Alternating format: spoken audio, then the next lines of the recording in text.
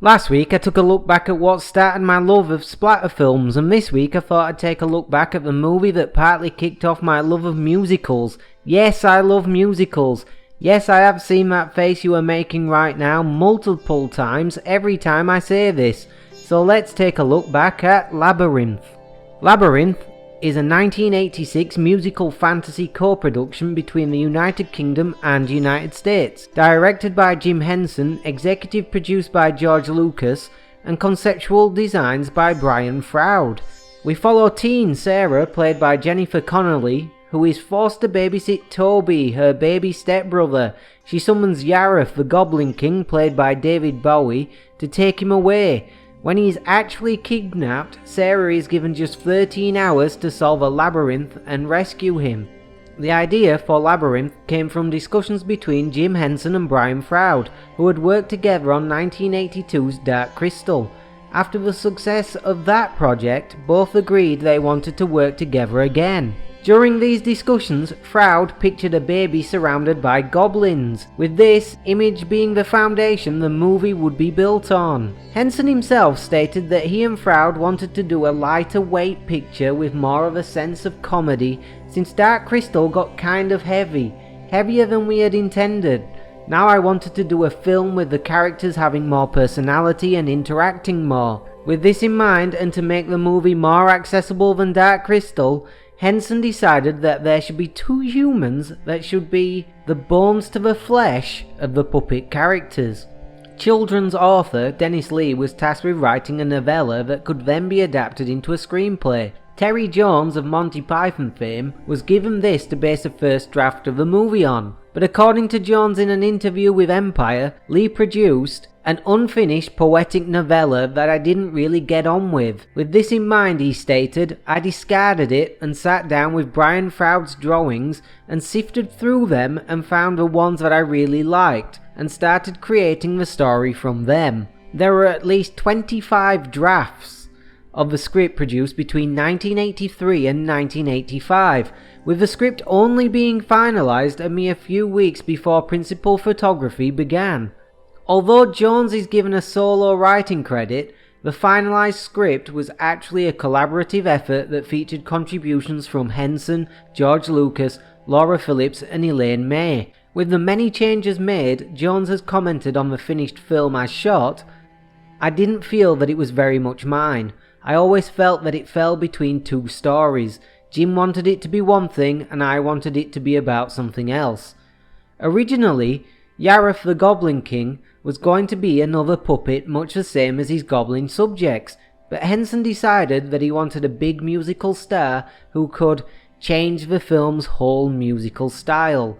Some of the biggest stars of the 80s were considered for the role, with Sting, Prince, Mick Jagger and Michael Jackson all being looked at before Henson settled on Bowie for the role. Bowie was happy to appear in the movie because I'd always wanted to be involved in the music writing aspect of a movie that would appeal to children of all ages, he said. Filming took place both on location in New York and at Elstree Studios in the UK. The shoot took 5 months and was incredibly complicated due to the puppetry. The puppets took 18 months for the Henson Company to create, and Hoggle was the most complex, with 5 puppeteers required to operate him successfully. For the music of the film, Trevor Jones wrote 6 tracks and Bowie himself provided a further 5. Magic Dance was actually released as a 12-inch single in the US. It will come as no surprise to anyone who has watched any of the previous entries in this look back at series to find out that the movie had a mixed critical reception and was a box office flop on initial release, going on to form a cult following and critical re-evaluation on home video. The film was shot on a reported budget of $25 million, but only recouped $12.9 million at the box office, opening at 8th in the charts before dropping to 13th a week later. Critical reception on release was mixed, with Gene Siskel being the most scathing of all reviews, stating the movie had an awful, pathetic story, much too complicated plot, and a visually ugly style.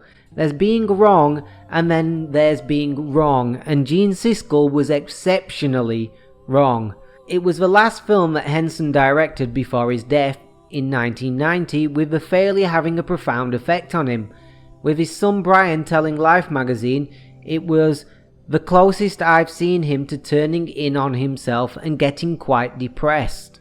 The film has in recent years, however, been re-evaluated, with Michael Wilmington describing the movie as a real masterpiece of puppetry and special effects, an absolutely gorgeous children's fantasy movie in 2017. I can bear it no longer! Goblin King, wherever you may be, take this child of mine far away from me! It hadn't been that long since I watched Labyrinth, maybe only 6 months or so ago, when I introduced my wife to it after we had watched Dark Crystal, and I happily rewatched it again for the purposes of this review, as I think it is a timeless children's classic easily enjoyed well into adulthood. In fact, when I was at university, me and my housemates would watch this film constantly, with one of them always saying the Power of the Babe line. You remind me of the Babe. What Babe? The Babe with the power. What power? The power of voodoo, hoodoo, you do what? Remind me of the Babe. On rewatching it for this look back and reading some of the critical responses from the time of its release, it is pretty obvious why this film was not received as well as critically on release, but has over the years been re-evaluated in a much more positive light. I think it was one of false perception on release due to it being a Jim Henson production, with many people going into it expecting the Muppets, and what they got was a metaphor for that time in life when a child is about to become an adult. In other words, a dark, foreboding time in life full of dark twists and turns and dead ends, full of things you don't quite understand, but are expected to do so by society because you are an adult now, or very soon will be. The Labyrinth itself is this period of life brought to life full of nasty surprises, confusing people who talk in riddles, and people trying to lead you astray, which from memory is a perfect representation of that period of life. The Escher Stair scene is a wonderful visual metaphor for the ever-changing rules you face as a child too. The film is clearly influenced by classical works such as the grim fairy tales, where childhood is often portrayed as a scary, dangerous place full of horrors.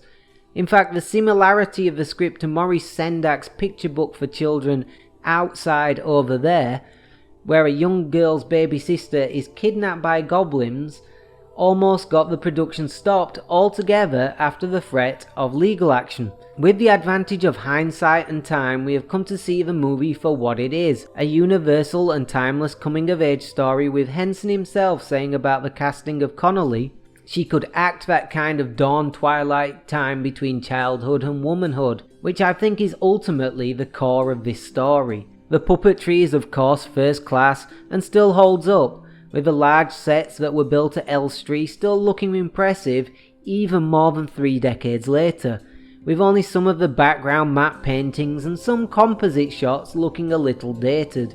There is one shot of CGI in the movie, that being the owl in the opening credits, and this is in fact the first ever fully CGI animated animal in cinema history. And so that is Labyrinth, a timeless children's classic sadly misunderstood on release, that has gone on to take its rightful place as being held up as one of Jim Henson's finest works in recent years.